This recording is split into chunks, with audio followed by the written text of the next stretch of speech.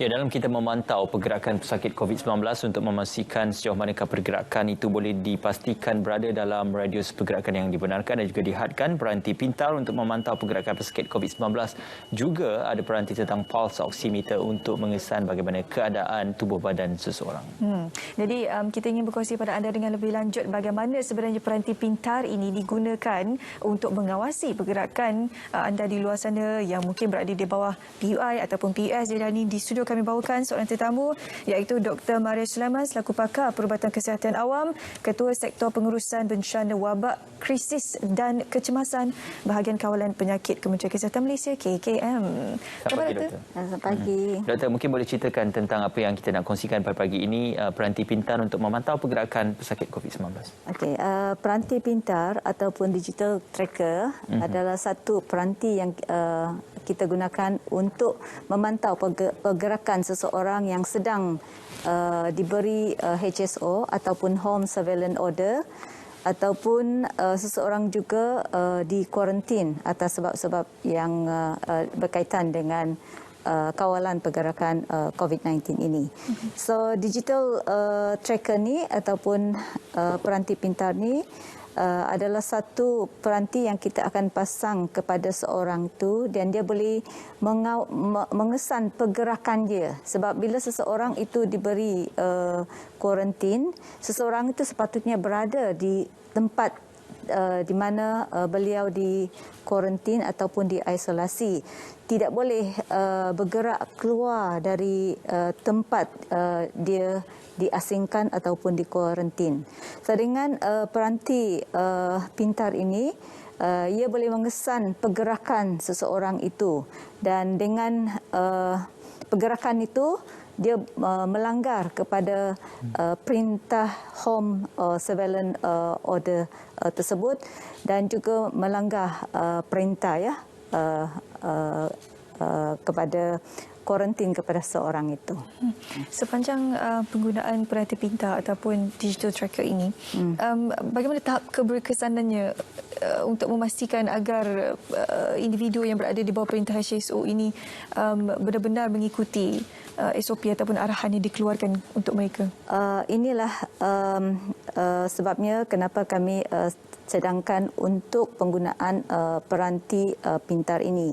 Sebab pada masa kini kita menggunakan wristband, gelang pengawasan dan pemerhatian yang mana tak ada tracker di dalam gelang tersebut.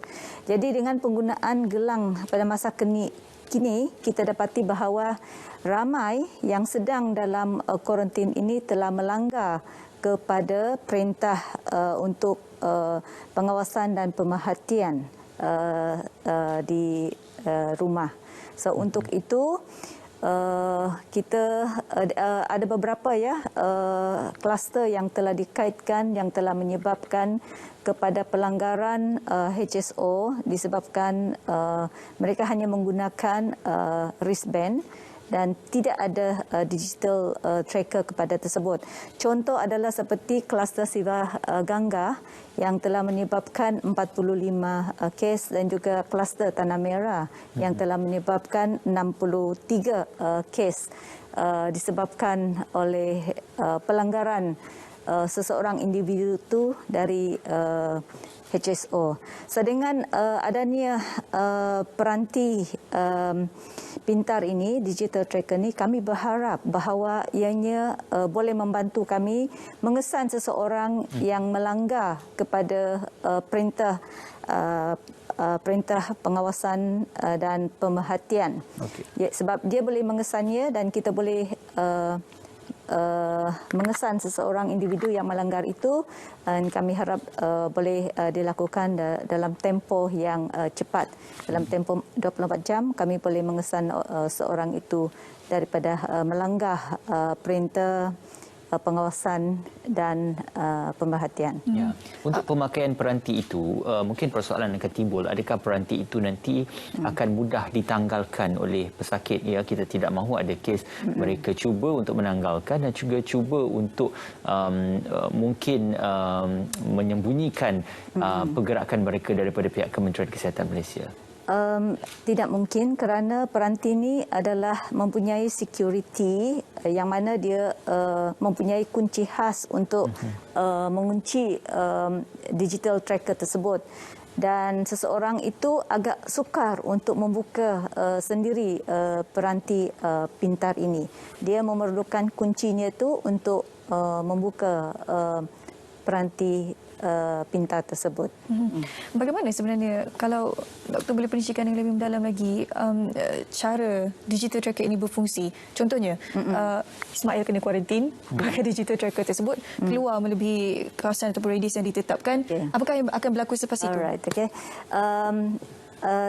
Dia adalah bersambung dengan sistem pengesanan di mana kita mempunyai pasukan pemantau ya, yang mana bila dia berlaku pelanggaran, signal akan sampai kepada sistem tersebut dan pasukan pemantau boleh mengetahui bahawa seseorang itu telah melanggar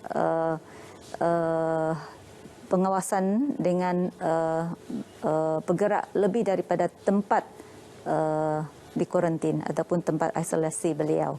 Dan serta-merta kita boleh mengetahui bahawa anda telah melanggar dan seseorang yang melanggar tu boleh dikenakan kompaun ya, kerana melanggar kepada perintah pengawasan dan pemerhatian.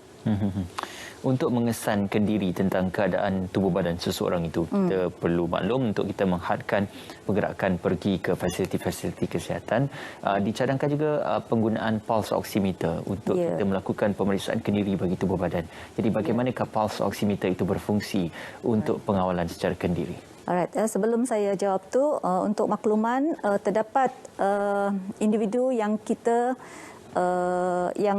telah didapati positif COVID-19, selalunya dalam kategori 1 dan 2, kita benarkan dia untuk kuarantin di rumah jika keadaan rumah adalah bersesuaian. Jadi untuk ini, individu ini kita galakkan untuk menggunakan pulse oximeter. Pulse oximeter adalah satu alat yang boleh mengesan paras oksigen di dalam darah seseorang tersebut.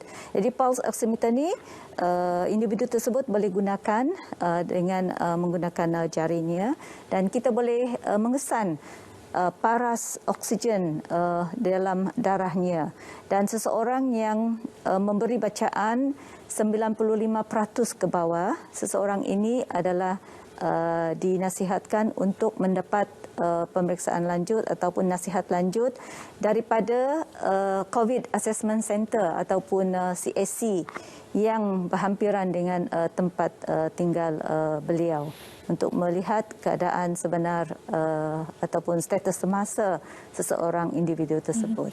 Pulse oximeter ni dikaitkan dengan happy hypoxia sebenarnya. Kalau doktor boleh kongsikan bagaimana sebenarnya individu di rumah sana boleh turut mendapatkan alat pulse oximeter ni secara kendiri dan juga boleh mengesan dengan lebih awal gejala happy hypoxia ni? Yes, okay. Sebenarnya pulse oximeter ni boleh didapati di pasarannya. Jadi seseorang itu boleh membeli secara sendiri kepada pulse oximeter ini dan digalakkan ya kepada seseorang yang didapati positif COVID-19 dan beliau menjalankan kuarantin ataupun isolasi di rumah ya. Untuk pengesanan kepada kadar dan juga keadaan oksigen yang dikatakan sebagai normal dalam tubuh badan manusia, bagaimana pulse oximeter ini akan memberikan petanda dan juga petunjuk tentang mungkin alert untuk kita mendapatkan bantuan kesihatan ataupun keadaan kesihatan kita dan juga kandungan oksigen kita berada dalam keadaan yang memuaskan. Alright. Paras dia yang saya telah sebut tadi 95%. Tetapi di samping itu seseorang itu juga individu yang di kuarantin ini digalakkan untuk menilai sendiri gejala-gejala. Seperti mungkin dia mengalami gejala seperti keletihan yang serius, sesak nafas ataupun demam yang berpanjangan dan mungkin dia mengalami kurang selera makan. Jadi seorang itu dengan penilaian gejala-gejala ini dan juga dengan paras bacaan oximeter tersebut, seseorang ini juga adalah individu ini adalah dinasihatkan untuk mendapatkan bantuan dari COVID Assessment Center dengan kadar yang segeralah untuk mengelakkan daripada gejala ataupun simptom COVID-19 menjadi lebih teruk. Adakah ada tip-tip yang boleh dikongsikan sebelum penggunaan pulse oximeter ni? Sebab kita takut kadang masyarakat Malaysia yang berada di luar sana yang mungkin tidak ada pengetahuan dalam bidang kesihatan, takut tersalah guna pulse oximeter ni kadang menyebabkan komplikasi yang berlainan ke doktor. Adakah ini boleh terjadi? Okey, tidak sebab penggunaan dia adalah quite senang, quite simple. You just put it at the hand and then automatically there will be a reading dekat situ. Jadi dia amat mudah digunakan. Tak ada masalah lah. Tak ada. Waktu yang sesuai untuk membuat semakan oksigen semakan individu tu boleh membuat bacaan bila-bila masa, terutama sekali bila dia rasa mungkin ada masalah dengan pernafasan ataupun bila dia rasa tak sihat, agak digelakan. Tapi kalau di hospital kita akan membuat secara regular, iaitu setiap 4 jam. Jadi mungkin orang awam juga adalah digalakkan untuk memeriksanya selalu ikut sama seperti di hospital, pemantauan di hospital. Doktor, persoalan yang penting juga mungkin ketika ini ramai yang menggunakan jam pintar ataupun smartwatch untuk dihubung kaitkan dengan telefon pintar masing-masing. Ada yang menggunakan untuk mengesan kadar dejutan jantung, kadar nadi dan sebagainya. Jadi apakah penggunaan smartwatch ini juga boleh membantu dalam mengesan kadar kandungan oksigen dalam badan dan perubahan tubuh badan? Okey, boleh dibuat sebab terdapat smartwatch ini boleh ditambah fungsi, iaitu fungsi untuk pengesanan pulse oximeter ni. Tetapi pada masa kini saya rasa kebanyakan smartwatch belum dimasukkan aplikasi untuk pengesanan pulse oximeter ni. Walau bagaimanapun untuk peranti ini kita juga telah cadangkan kepada pembekal tersebut untuk menambah fungsi pengesanan oximeter dalam digital tracker ini. Selain daripada untuk pengawalan pergerakan tersebut, kami telah juga cadangkan untuk ditambah fungsi untuk pulse oximeter dan juga suhu badan.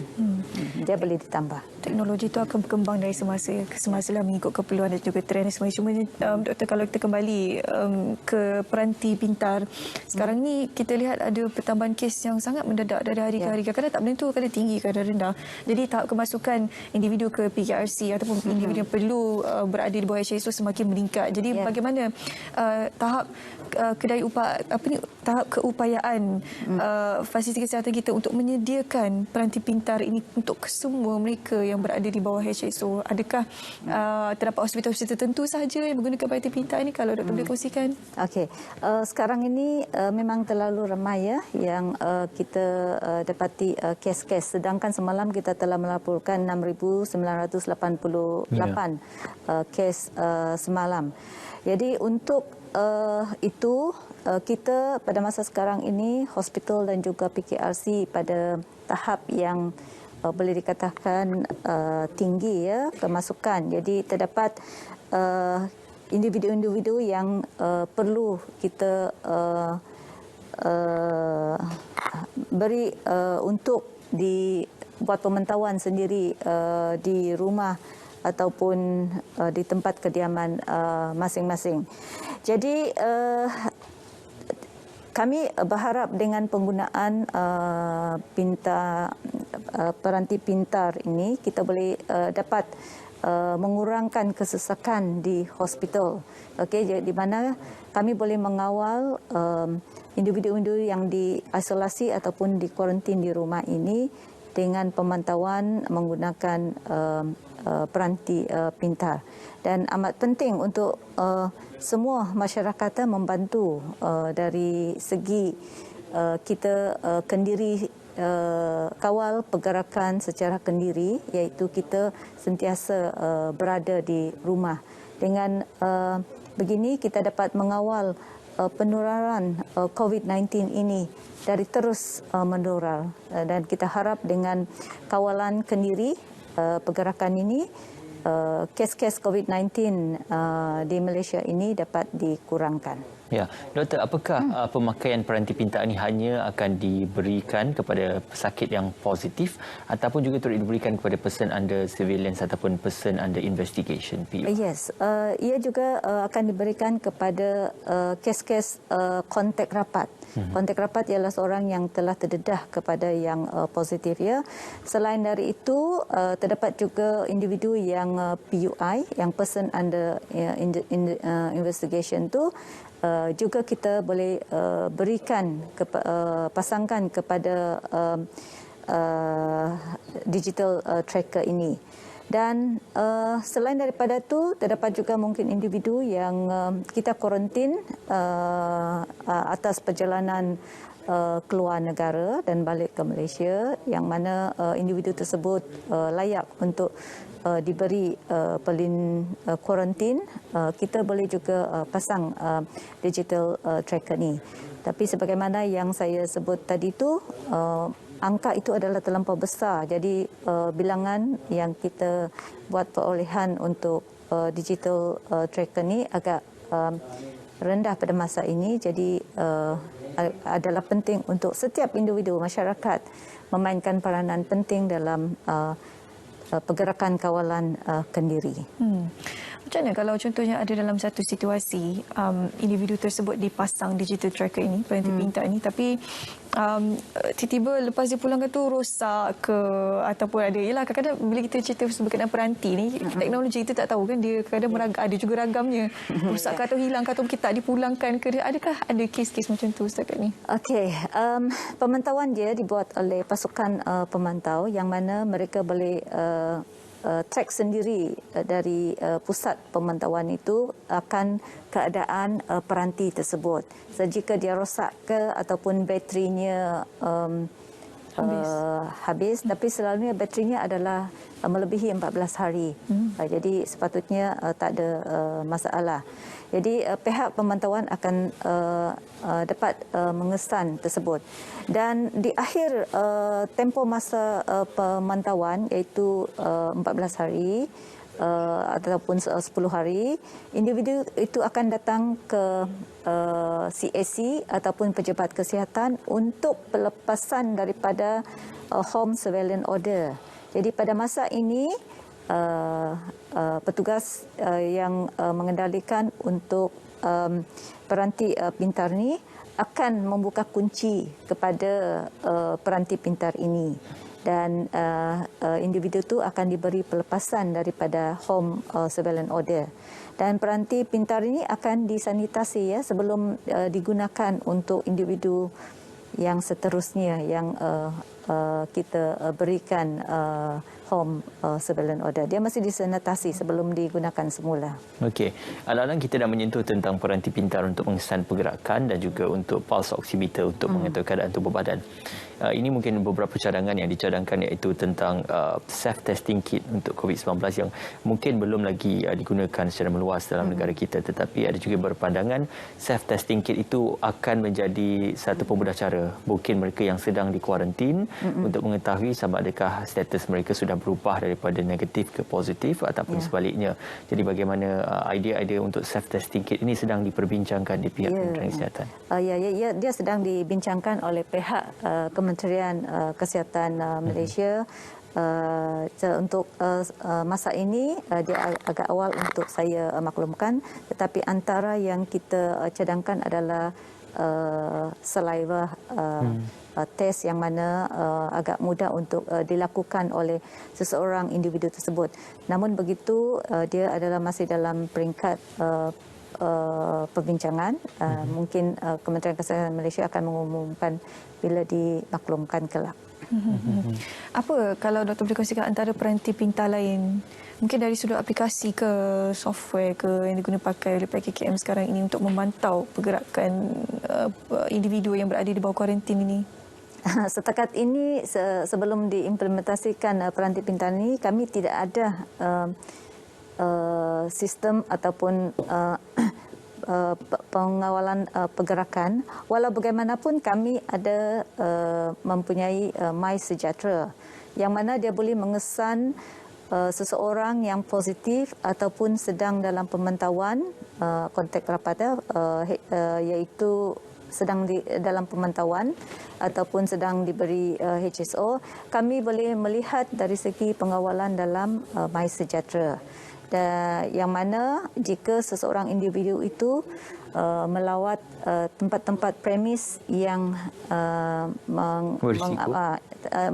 yang premis-premis yang mewajibkan untuk pengimbasan MySejahtera, dan kita boleh mengesan seseorang itu telah melawat tempat tersebut, premis tersebut. Jadi itu adalah antara kawalan yang kami pantau setakat ini dari segi pergerakan sebelum terdapat diimplementasikan sepenuhnya digital tracker ini.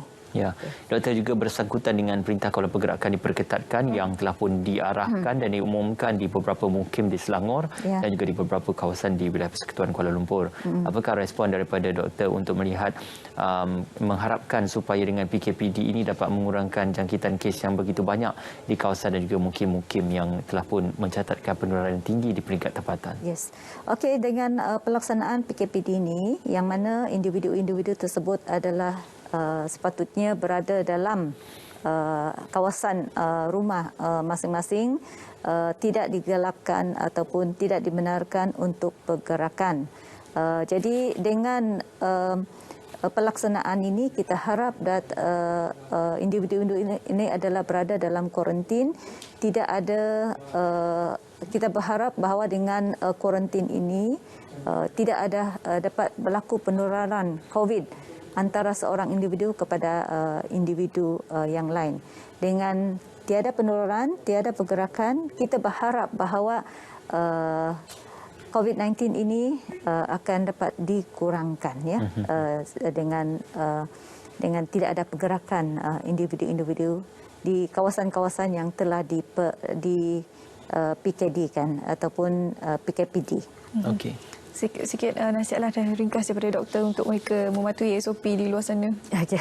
Nasihat Kementerian Kesihatan Malaysia adalah semua individu adalah bertanggungjawab untuk membantu negara dalam mengawal penularan COVID ini, dan peranan masing-masing adalah patuhilah SOP dan juga untuk kawal pergerakan pada masa ini, iaitu sentiasa mengamalkan pergerakan kawalan kendiri ataupun self lockdown di tempat masing-masing. Ya, satu perkongsian yang baik dan konklusif. Terima kasih diucapkan kepada Dr. Maria Sulaiman, Pakar Perubatan Kesihatan Awam, Ketua Sektor Pengurusan Bencana, Wabak, Krisis dan Kecemasan Bahagian Kawalan Penyakit Kementerian Kesihatan Malaysia KKM. Terima kasih Dr. bersama kami. Terima kasih. Okey, juga terima kasih untuk penonton Selamat Pagi Malaysia hari ini kerana bersama kami sewaktu jam 8 pagi. Jangan lupa anda boleh terus membuat semakan janji temu anda untuk bagi program vaksinasi, terutamanya mereka yang mendapat suntikan AstraZeneca secara sukarela fasa ataupun pusingan pertama. Anda perlu buat simakan kerana kebanyakan anda semua sudah pun mendapat temujanji dos yang kedua, kerana daripada 12 minggu untuk AstraZeneca sudah dipendekkan kepada 9 minggu. Okey, dan juga sekali lagi kita ingin mengajak anda untuk menonton Salam Batullah yang akan memulakan siarannya pada 6 Julai 2021 sehingga 20 Julai 2021 semestinya di saluran TV1 dan juga ulangannya di saluran Berita RTM. Kita bawakan bersama dengan anda suatu kerinduan. Salam Baitullah. Dengan itu kita ucapkan anda terima kasih kerana bersama kami dan Selamat Pagi Malaysia. Assalamualaikum. Jumpa lagi.